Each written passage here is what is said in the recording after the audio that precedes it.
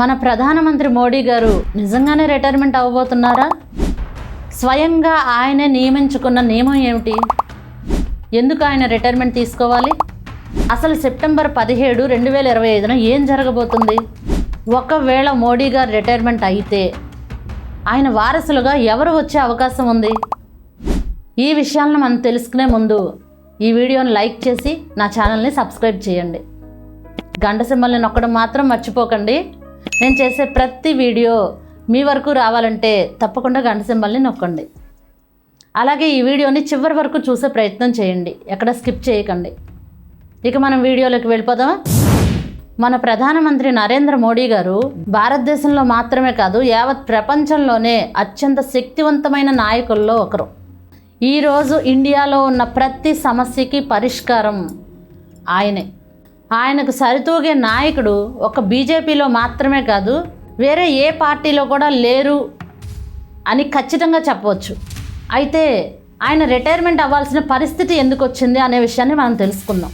2014లో నరేంద్ర మోడీ గారు ప్రధానమంత్రి అయిన తర్వాత ఎల్కే అద్వానీ గారు, మురళీ మనోహర్ జోషి గారు, ఉమాభారతి గారికి టికెట్లు ఇవ్వకుండా రద్దు చేశారు. ఎందుకు అంటే ఒకే కారణం, వాళ్ళకి 75 సంవత్సరాల వయసు నిండింది. ఎందుకంటే బీజేపీలో ఒక నియమం ఉంది, 75 సంవత్సరాలు నిండిన తర్వాత వాళ్ళు క్రియాశీలకంగా రాజకీయాలకు దూరంగా ఉండాలి. ఇది వాళ్ళు పెట్టుకున్న నియమం. ఆ నియమానుసారంగా 75 సంవత్సరాలు నిండిన వాళ్ళు దూరంగా ఉండవలసిందే. ఇకపోతే మన నరేంద్ర మోడీ గారు 1950 సెప్టెంబర్ 17న జన్మించారు. ఈ 2025 సెప్టెంబర్ 17 నాటికి ఆయనకి 75 సంవత్సరాల వయసు నిండబోతూ ఉంది. కాబట్టి వాళ్ళలాగానే ఆయన కూడా క్రియాశీలకంగా రాజకీయాలకి దూరంగా ఉంటారా, రిటైర్మెంట్ తీసుకుంటారా అనేది ఇప్పుడు చర్చనీయాంశంగా మారింది. ఎవరో మన్మోహన్ సింగ్ లాంటి ప్రధానమంత్రి రిటైర్మెంట్ అవుతుంటే ఎవ్వరూ బాధపడరు. కానీ ఒక శక్తివంతమైన నాయకుడు ప్రధానమంత్రిగా రిటైర్మెంట్ అవుతున్నాడు అంటే మాత్రం యావత్ భారతదేశం బాధపడుతుంది. కారణం ఏంటంటే పాకిస్తాన్ మనకు భయపడుతుందన్నా, టెర్రరిస్టులు వణుకుతున్నారన్నా, చైనా కుయుక్తులు మన దేశం మీద పనిచేయకుండా ఉన్నాయన్న ఒక్కటే కారణం, మోడీ గారు. ప్రపంచ దేశాల్లో పెద్ద పెద్ద నాయకులందరూ కూడా ఆయనకి ఎంతో రెస్పెక్ట్ ఇస్తారు. ప్రపంచ దేశాలన్నిటితో కూడా మనకి దౌత్య సంబంధాలు బాగున్నాయి.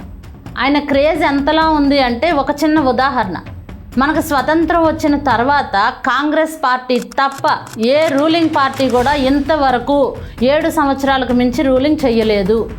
ఒక్క మోడీ గారు మాత్రమే 11వ సంవత్సరం రూలింగ్ చేస్తున్నారు ఈ సంవత్సరం. అంటేనే అర్థం అవ్వట్లా ఆయన క్రేజ్ ఎంతగా ఉంది జనంలో అనేది. ఆయన రాజకీయ చతురత కలిగిన, నైపుణ్యం కలిగినటువంటి వ్యక్తి, వ్యూహకర్త, అపర చాణక్యుడు, ప్రజలకు ఎంతో సన్నిహితంగా ఉంటాడు. ఆయనకు మద్దతు ఇచ్చిన ప్రతి పార్టీ లైక్ టీడీపీ, జనసేన, ఇలా ప్రతి ఒక్కళ్ళు కూడా ఆయన మాట వినేలా చేసుకుంటాడు. నేను ఇదంతా చెప్తుంటే నేను ఆయన్ని పొగుడుతున్నాను అని అనుకుంటారు, కానీ నేను పొగడటం కాదండి, ఆయన క్యారెక్టర్ చెప్తున్నాను, జనంలో ఆయనకున్న క్రేజ్ గురించి చెప్తున్నాను. అయితే ఇటువంటి పరిస్థితుల్లో ఆయన పదవీ విరమణ చేస్తే మరొక వ్యక్తి ఆయన ప్లేస్లోకి వస్తే ఇవన్నీ మేనేజ్ చేయగలడా? ఒకవేళ ఆయనంత సమర్థవంతంగా నడిపించలేకపోతే మళ్ళీ భారత్ మీద పాకిస్తాన్ అటాక్లు తప్పవు కదా, టెర్రరిస్టుల దాడులు తప్పవు. భారత్ మళ్ళీ అధపాతాళానికి వెళ్ళిపోయే అవకాశం చాలా ఉంది. చైనా లాంటి దేశాలు మనల్ని వదులుతాయా? ఎన్ని కొత్త వైరస్లు తయారు చేసి వదులుతాడు మన మీద? సరే, ఒకవేళ ఆయన రిటైర్మెంట్ తీసుకున్నారే అనుకోండి, ఆయన ప్లేస్లోకి ఎవరు వస్తారు? ఆయన వారసుడిగా ఎవరు ఈ పదవిని స్వీకరించగలిగే అర్హత ఉంది? అయితే ఒకటి మాత్రం ఖచ్చితంగా చెప్పుకోవాలి, ఆయన రిటైర్మెంట్ తీసుకుంటే సంతోషించే వ్యక్తుల్లో మొదటి వ్యక్తి మాత్రం మన దేశంలోనే ఉన్నారండి. ఆయన ఎవరో కాదు, రాహుల్ గాంధీ గారు. ఆ తర్వాత చైనా, పాకిస్తాన్, టెర్రరిస్టులు, వీళ్ళందరికీ హ్యాపీ. ఒకవేళ మోడీ గారు కనుక పదవీ విరమణ చేస్తే ఆ పదవీ స్వీకరణ చేయడానికి అర్హులు బీజేపీలో ఎవరైనా ఉన్నారా అంటే కొంతమంది నాయకులు ఉన్నారు. వీళ్ళంతా ఆర్ఎస్ఎస్ కోసం ఎంతో పాటుపడినటువంటి వ్యక్తులు, కృషి చేశారు, చాలా అనుభవజ్ఞులు. నిఖిల్ గడ్కర్ గారు, అమిత్ షా గారు, యోగి ఆదిత్యానంద్ గారు, జైశంకర్ గారు, ఇలా చాలామంది ఉన్నారు. అయితే ఇందులో ముఖ్యంగా 2 వ్యక్తులు కనిపిస్తున్నారు. వాళ్ళు యోగి ఆదిత్యానంద్ గారు, అలాగే అమిత్ షా గారు. ముఖ్యంగా ప్రధానమంత్రి కావాలి అంటే భాషా నైపుణ్యం, వాగ్దాటి, మంచి ఆరోగ్యం, క్రియాశీలత, ఇవన్నీ ముఖ్యంగా ఉండాలి. యోగి ఆదిత్యానంద్ గారు అయితే సరిగ్గా సరిపోతారు. కాకపోతే ఒక చిన్న మైనస్ కూడా ఉంది. అదేంటంటే ఆయన కాషాయం రంగు వస్త్రాలు ధరించడం.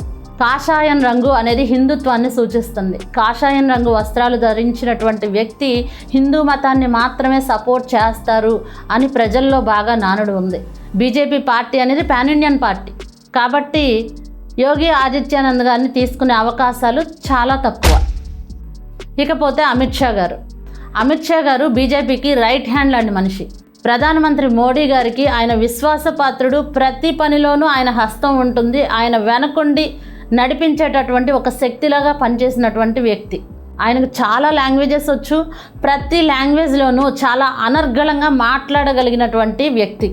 చాలా ఆరోగ్యంగా ఉన్నారు. ఆయన వయసు కూడా ఇప్పుడు 60 సంవత్సరాలు, ఇంకా 15 సంవత్సరాలు ప్రధానమంత్రిగా కొనసాగగలిగేటటువంటి అవకాశం ఉంది.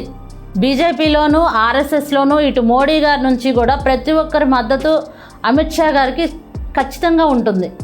కాబట్టి ఒకవేళ మోడీ గారు రిటైర్ అయితే ఆయన వారసుడిగా అమిత్ షా గారు వచ్చే అవకాశం 99% ఉంది.